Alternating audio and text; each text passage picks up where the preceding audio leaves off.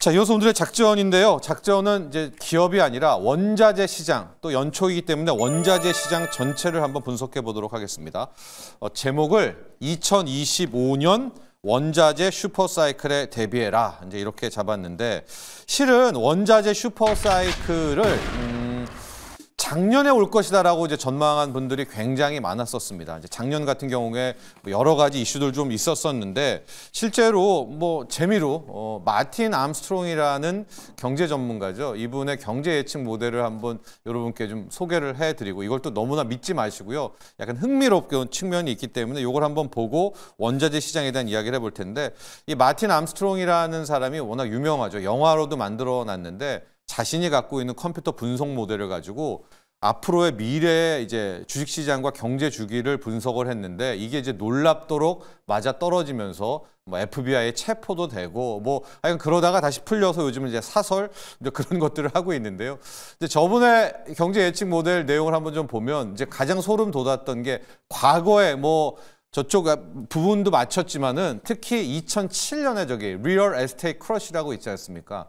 부동산 시장이 정점을 찍었다가 2007년에서 2008년 넘어갈 때 저게 크러쉬가 난다. 저게 바로 2008년에 서프라임 모기지 사태 아니었어요. 이제 하고 저기 05, 뭐 35 이렇게 돼 있는 거는 그 월이 아니라 전체 100으로 봤을 때 이제 시니까, 실제로 2007년 여름에 미국의 부동산 시장이 정점을 찍었거든요. 이제 저것도 하나 맞춘 게 있었고, 또 소름 돋았던 게 저기 두 번째 보면은 2000년.05에 모네타리 크라이시스가 있지 않습니까? 이제 저때 급락을 한다라고 예측을 했었는데, 저게 언제냐? 코로나였었어요. 그러니까 코로나로 예측을 한 게 아니라, 저 마틴 암스트롱은 통화 정책, 그러니까 모네타리라는 통화 정책이 붕괴가 된다. 근데 저게 무슨 의미냐?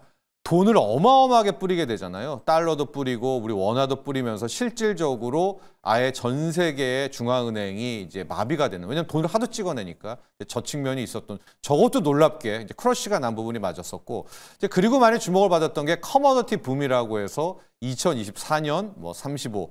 그러면서 이제 많은 사람들도 와 정말 뭐 작년이 기준이죠. 2024년 원자재 시장에 한번 오나 붐이 랠리가 오나라고 봤는데, 결과적으로는 작년에 원자재 시장은 아무 일도 없었습니다.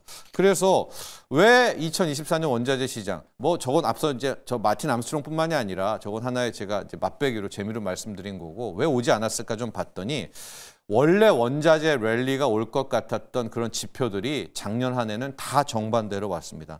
가장 컸던 게, 작년에 많은 또 학자들이 달러 약세 국면을 예측을 했었는데 오히려 달러가 굉장히 강하지 않았었습니까? 그래서 약세 예측한 게 강세로 바뀌었고, 또 탄소 중립을 가게 되면서 오히려 막 감산을 하고 국제 유가를 더 높이고 뭐 이런 식으로 생각을 했었는데, 실질적으로 트럼프 당선과 함께 완전히 김이 빠지게 되지 않았었습니까? 그래서 원자재 시장은 오히려 안정이 됐고, 지금 트럼프 당선인은 지속적으로 원자재에 대한 안정을 주장을 하고 있기 때문에 이것도 좀 바뀌었고요.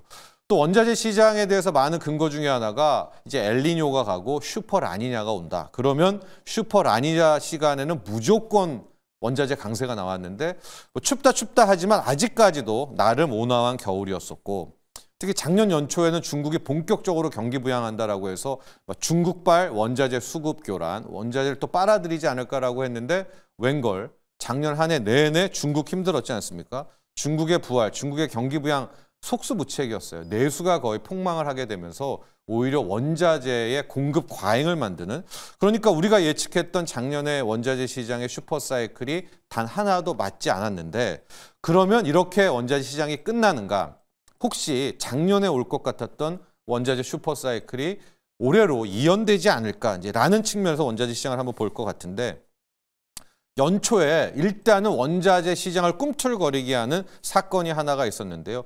전에 천연가스를 분석할 때 말씀을 드렸지만 12월 31일을 기점으로 러시아에 있는 가스가 유럽으로 가게 될 때 우크라이나를 통과하는 이 관이 본격적으로 폐쇄가 된 겁니다.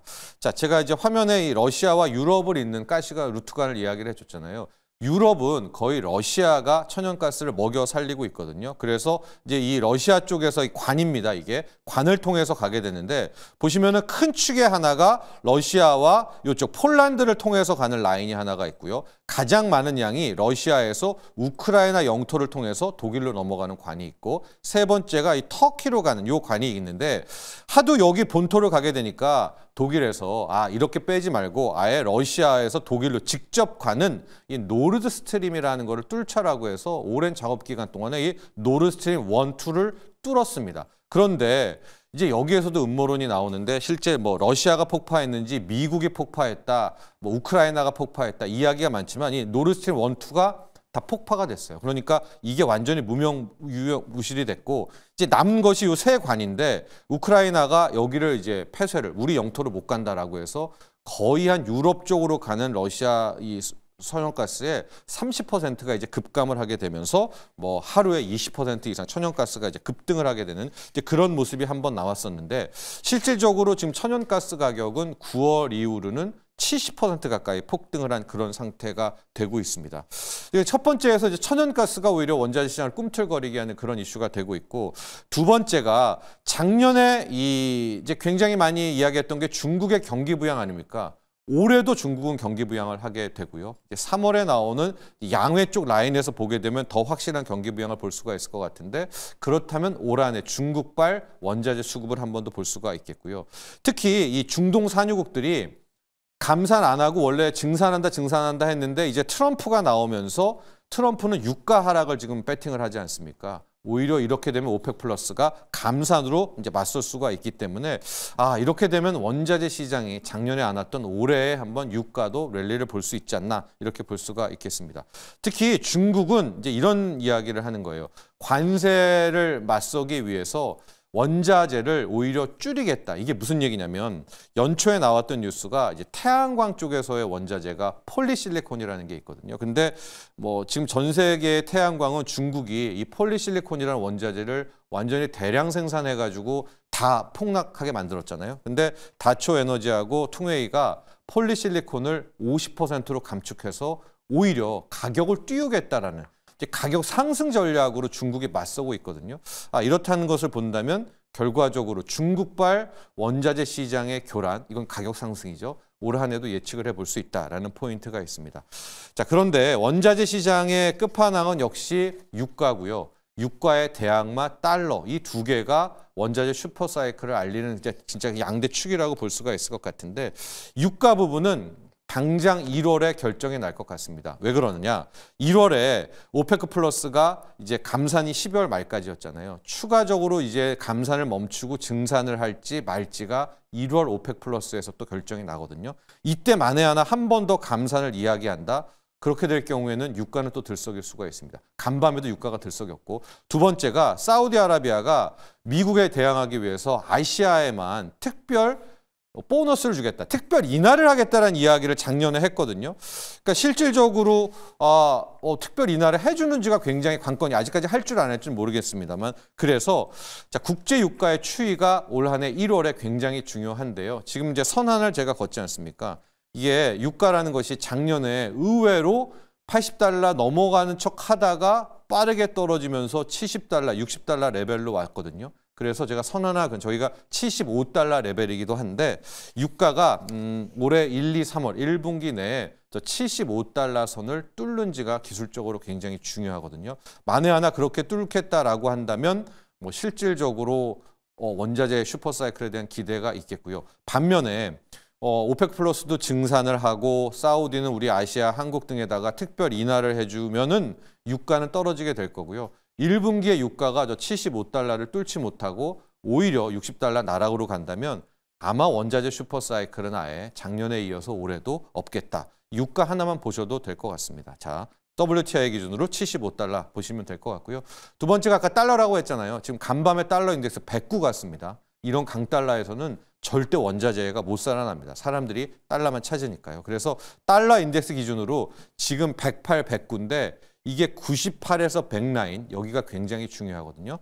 이게 여기를 깨는지를 굉장히 약달러를 봐야 된다라고 볼 수가 있겠고 마지막으로 원자재 슈퍼사이클에 이제 제가 정치적인 이유를 하나 이야기를 많이 하게 되는데 연초에도 한번 보여드렸었는데 이 이코노미스트의 그 전망하는 그림 있지 않습니까? 여기서 보면 올 한 해 큰 대결이 이런 거예요. 그 브릭스 국가와 트럼프의 패권의 대결이다. 이제 이런 얘기가 많이 나왔는데 이제 여기에 전반적인 올해의 이코노미스트의 2015년 전망의 정중앙에 트럼프가 있지 않습니까? 이제 트럼프가 있겠고 중간중간에 여기 벽돌이 있잖아요. 벽돌. 벽돌은 결국 브릭스의 그 불이익을 의미하는. 그러니까 트럼프 대 브릭스 국가의 대결인데 이 대결이 어떤 식으로 펼쳐지느냐. 트럼프에겐 달러가 있죠. 달러 패권. 실제로 트럼프가 달러 패권에 맞서지 마라. 브릭스 너네들을 다 붕괴시키겠다라고 얘기를 했고 아마 이 원자재 국가들의 브릭스들은 갖고 있는 것들이 뭐 중국, 러시아 또 남미 쪽 여기도 진짜 원자재 대국들이거든요. 여기가 과연 원자재를 가지고 미국에게 도전을 하게 되는지 이 두 대결이기 때문에 저는 올 한 해 굉장히 흥미가 진진하다라고 볼 수가 있겠고요. 1월 특히 길게 잡아서 1분기에 원유와 천연가스 가격이 아마 전반적으로 원자재 슈퍼사이클을 방향성을 알려줄 것이다. 이렇게 분석을 해보면서 작년에 안 왔던 원자재 슈퍼사이클 올 한 해 1월에 한번 집중적으로 살펴보시기를 또 제언해 봅니다.